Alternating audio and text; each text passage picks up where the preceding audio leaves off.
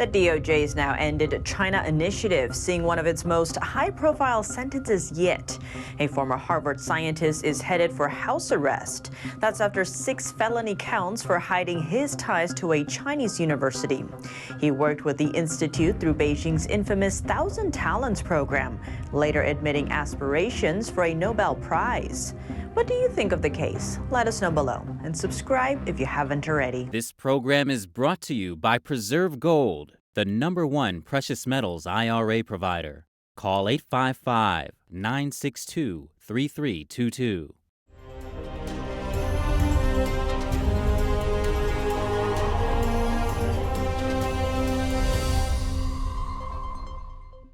Welcome to China in Focus. I'm Tiffany Meyer. The ruling is in for a former Harvard University nanoscientist, and he's headed for house arrest. That plus $83,000 in fines are his punishment for concealing his ties to China's state-run talent recruitment program. Charles Lieber formerly chaired Harvard's Department of Chemistry and Chemical Biology. He was found guilty in December 2021 of 6 felony counts, including making false statements, filing false tax returns, and failing to report a foreign bank account. Beijing uses its 1,000 Talents program to lure innovators from around the world, boosting the country's development. Under it, Lieber worked with the Wuhan University of Technology. He was paid up to $50,000 per month, plus nearly $158,000 in living expenses. Participation in the 1,000 Talents isn't illegal, but prosecutors point to his lying about it while accepting $15 million in U.S. research grants. He admitted that wanting to win a Nobel Prize had been his chief motivation. Here's his sentence: 2 days in jail, which he had served after his arrest, 2 years of supervised release, with the first 6 months under house arrest, a $50,000 fine, plus over $33,000 in restitution to the IRS, which Lieber paid before sentencing. Lieber's attorney had asked the judge to spare his client prison time, citing his blood cancer prognosis. The case is among the highest profile from the Justice Department's now defunct China initiative. The Trump administration launched it in 2018 to curb economic espionage and intellectual property theft from China. Another court case is sharing that spotlight. A former Fugees rapper found guilty of helping China influence the U.S. A jury on Wednesday convicted Prof Michel of felonies linked to illegal lobbying campaigns conducted by foreign agents like China. The campaigns aim to influence the U.S. government. Here's a closer look. Rapper Prof Michel from the 90s group The Fugees was convicted of criminal charges on Wednesday, linked to campaigns meant to influence the U.S. government, including one on behalf of China. His lawyer told reporters outside the Washington courthouse that he was extremely disappointed after the jury found Michel guilty of 10 felony counts. They include conspiracy, acting as an agent of a foreign government, witness tampering, and falsifying campaign finance records. It followed a trial that was filled with political intrigue and featured high-profile testimonies from Hollywood star Leonardo DiCaprio to former Attorney General Jeff Sessions. Michel was accused of taking millions of dollars from Malaysian businessman Jolo in exchange for plotting to influence the administrations of Presidents Barack Obama and Donald Trump. Low remains at large. He faces separate federal charges in New York for allegedly embezzling billions from Malaysia's 1MDB sovereign wealth fund. During the trial, prosecutors said the Grammy Award-winning rapper became desperate for cash in 2012 and found a solution through Low. They said Michel funneled about $2 million from the Malaysian financier into Obama's re-election campaign that year, masking the money's foreign source. They also accused Michel of trying to push the Trump-era Justice Department to scrap civil and criminal probes into Low over the 1MDB scandal. And said he tried to lobby the government on behalf of China to send Chinese billionaire and dissident Guo Wengui back there. Thanks, guys. Thank On you. Wednesday, Michel's lawyer said, disappointment aside, he remained, quote, enormously confident that the rapper would ultimately prevail. The prosecution and defense have until July to handle a number of post-trial motions, including a request for the judge to acquit Michel despite the jury's verdict. illegal immigrants traversing the southern border and entering the U.S. Now, officials say a record high number of Chinese are joining them. Next, our exclusive interview with a single mother from mainland China. She told us about her journey to America together with her son and described crossing the Texas-Mexico border. Let's dive into her story. A single mom using the alias Sophie and her 9-year-old son survived a month of deadly circumstances getting to the Texas-Mexico border. They came all the way from Shandong Province, China, hoping to find freedom. Sometimes it was too difficult along the route, but thinking about the Communist Party, I absolutely couldn't go back. According to Sophie, Chinese people call this process zhou xian, or walk the route in English, which means being smuggled into the U.S. through Central and South America and Mexico. She says on the road, gangs or even the police would target Chinese people to search for money, sometimes stripping them naked. When we arrived by bus, we were told a good contact would pick us up, but it turned out it was members of a gang who picked us up. It was nighttime and we walked through the street to a hut. People there began to check our identities. Later, we were led through streets and alleys, and we arrived at another place. They began to check our luggage and ordered us to hand over our money and our mobile phones. He said he would arrange for us to cross the river the next day, but the next day he told us very seriously that each person still owed $1,800. He said that if I didn't pay, he would take my son away and I would never see him again. And then he pulled out a gun and threatened me. Sophie says all the migrants suffered inhumane conditions. Within 20 days, they traveled across the ocean, up the mountains, and through the fields and the jungle before getting to a Mexican city near the Rio Grande River. In a small room of 20 square feet, 3 or 4 of us Chinese were locked up, along with South Americans, adults, and children. A dozen people were crowded into this room. There were no bed. You could only sleep on the floor. We couldn't leave and we couldn't turn on the lights. We were locked in this small dark room, without windows, waiting for news. Later, we paid the ransom money and the cost of crossing the river before he let us out. After crossing the river, Sophie, her son, and others met Border Patrol agents who then registered their information. She says not everyone was as lucky, and many others died along the route. When I decided to come out of China, I thought I'd rather lose my life on the road, because the Communist Party makes life unbearable in this evil regime. The CCP treats us like livestock. At any time it wants your money, wants your parts, your organs. It can pull one out and cut it off, then empty your bank account. People are erased like numbers. It's terrible. You have no freedom. You have no freedom of speech, no freedom of belief, no basic right of life. Sophie hopes that being in the U.S. and free of the CCP's control, her son can grow up happy. She is looking for legal help to stay in the U.S. and start a new life. Reported by Brenda Chen, NTD News. A video from the Darien Gap recently emerged online. It highlights the dangers of the jungle between Colombia and Panama. It's a treacherous landscape through which illegal immigrants journey to reach the U.S. southern border. And now hundreds of Chinese people are making the journey daily. Most of them shown in the video are young military-aged men. A territorial face-off in the South China Sea. On Sunday morning, a Chinese Coast Guard ship cut off a Philippine patrol vessel, causing a near collision. Footage shows that the Philippine vessel, while approaching a disputed shoal, was warned by a Chinese Coast Guard to leave the area. The Chinese crew said the waters fell under what they called China's indisputable sovereignty. China has indisputable sovereignty over islands in the South China Sea and their adjacent waters. In response, the Filipinos radioed back, asserting their own territorial claim in the area and demanding that the Chinese Coast Guard let them pass.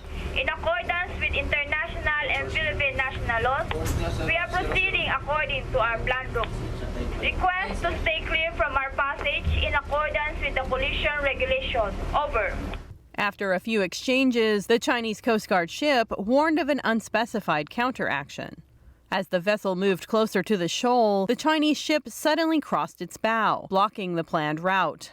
The abrupt action brought the two ships into a near collision. To ensure safety, the Philippine Coast Guard threw the vessel in reverse, then shut off its engine. The ship's commodore said it was the closest he had seen two ships from opposing naval forces come to a collision. It is quite surprising that they are still disregarding the collision regulation, in which they are also a signatory state. It just goes to show that the Chinese have always been ignoring the international law. The Philippine vessel left the area following the near brush. The South China Sea is a crucial location for maritime trade. It also holds strategic military importance. In 2012, China asserted its 9-dash line, a far-reaching claim to maritime territory in the area. That was an attempt to label the Scarborough Shoal its own. The Philippines was first to claim the area. China formally arresting a Taiwan political activist. This comes over 8 months after he was detained and amid heightened tensions across the Taiwan Strait. The activist's name is Yang Zhiyuan. Chinese authorities detained him hours after then House Speaker Nancy Pelosi wrapped up her visit to Taipei. During Pelosi's visit, Beijing fired missiles and kicked off military drills encircling Taiwan by sea. After disappearing into police custody, there was no news about Yang for months. That's until this Tuesday, when Chinese authorities announced that Yang's arrest had been approved on secession charges. Taiwan has reached out to the mainland about Yang, but has not received a direct response. Taiwan authorities maintain that he's innocent. As the world reels from years of COVID-19, what has become of the missing whistleblowers who first exposed the outbreak in China? Fang Bing was one of the citizen journalists covering the pandemic amid the 2020 Wuhan lockdown. But since then, his whereabouts have stayed unknown. Recent evidence suggests that Beijing could have handed down a 3-year sentence against him. Here's more. This document was filed on April 7th. 2022, with the CCP's Political and Legal Affairs Commission. The organization oversees the state judicial system and law enforcement and plays a key role in the regime's crackdown on dissidents. As a means of its authoritarian rule, the CCP sets up a variety of such leadership committees to intervene in decision-making at all levels of government. In an early video investigating the lockdown in Wuhan, Fang Bing captured a shocking scene. 1、2、3、4、5、6、7、8，有8个。 In it, a hospital moved 8 bodies in just 5 minutes. He also called on social media to push nationwide resistance to the tyranny of the Chinese Communist Party. 全民反抗暴政，全民反抗中共暴政。今天的凌晨，李文亮医生死了，对不起。陈秋实律师 被失踪了，这门被便衣把守了。 In another video released in February 2020, Fang paid tribute to the late Dr. Li Wenliang. The whistleblower faced scrutiny for sounding an earlier alarm about COVID-19. Fang also mentioned Chen Chuxi, a then-missing human rights lawyer and citizen journalist. His video offered an unfiltered glimpse of the pandemic in Wuhan. Fang Bing explained why he insisted on reporting the truth despite threats from the authorities. 很多朋友们劝告我，不要说什么暴政了，还政于民了，不要说了。说我不说了，我的安全一定有保障。但是我不能不说，因为他不动我，他会动你们。 Fang was soon arrested and has not been seen since. Sources say Fang Bing will be released in late April, but his family say they never even received a verdict. Besides Fang, 3 more citizen journalists were also detained for exposing the outbreak in Wuhan. One of them was sentenced to 4 years. In February, the U.S. Congressional Executive Commission on China responded to Fang Bing's arrest. It urged Beijing to immediately release Fang, as well as others held for the same reason. This is not the first time he has been detained. Fang is also a Falun Gong practitioner. According to the U.S.-based Falun Dafa Info Center, he has been detained in a forced labor camp in 2001 because of his faith. His wife is currently imprisoned for her faith in Falun Gong. Their child's location is unknown. Repression is deepening in communist China, but acts of resistance continue in a variety of ways. Let's take a look. A video posted on Chinese social media Monday shows a woman protesting inside Tiananmen Square in the center of Beijing. She was heard chanting, "Down with the Chinese Communist Party." Police soon arrived on scene and arrested her. The woman's identity is still unclear, but internet users commended her courage, calling her slogan the most powerful voice of our time. In another video, students at a college in east-central China's Henan province joined a school ceremony earlier this month. They stood outside during a downpour while a school official spoke from under a canopy. When he mentioned facing the storm alongside the students, the crowd began calling for him to come out from under the canopy's cover.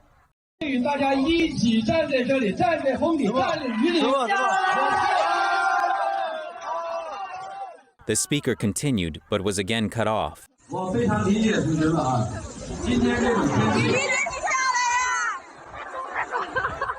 The video quickly gained traction on Chinese social media.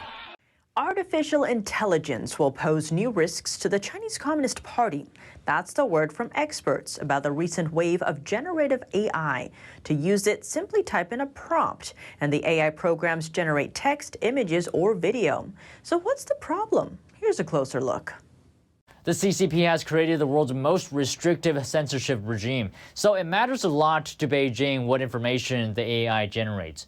China was ranked as the world's worst abuser of internet freedom 8 years in a row by the organization called Freedom House. They censor political dissent as well, religion, media, and entertainment. We talked with former U.S. intelligence official Michael Sikora, who believes the CCP will have a tremendously difficult time trying to censor during the age of generative AI. As the system continues to grow, even if you limit the information it has, it's still going to come to the same logical conclusions about communism, about freedom, about all these other things. So if that's what the system does, even if it's regulated in terms of input, how are they going to, punish people who have the system which comes to that conclusion? Generative AI is unpredictable. Not even the people who created it know exactly what's going to come out.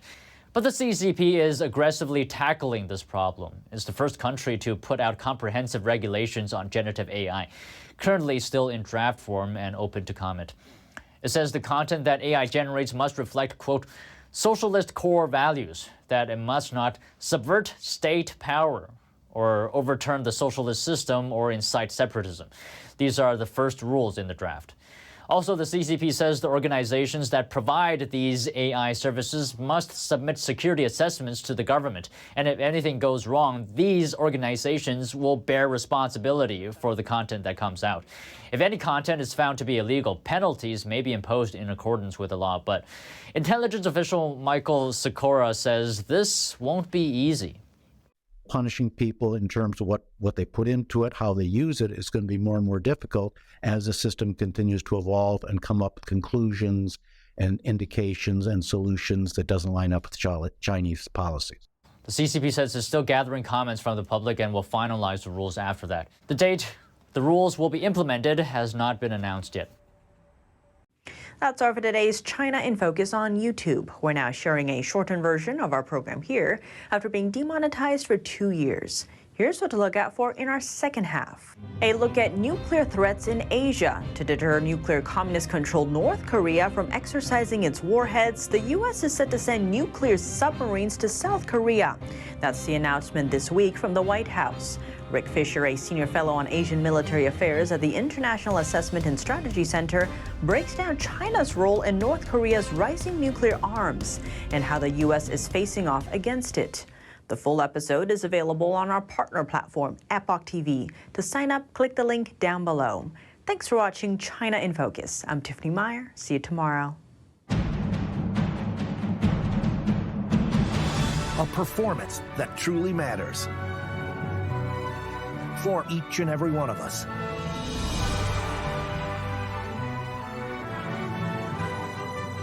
This is what you've been waiting for.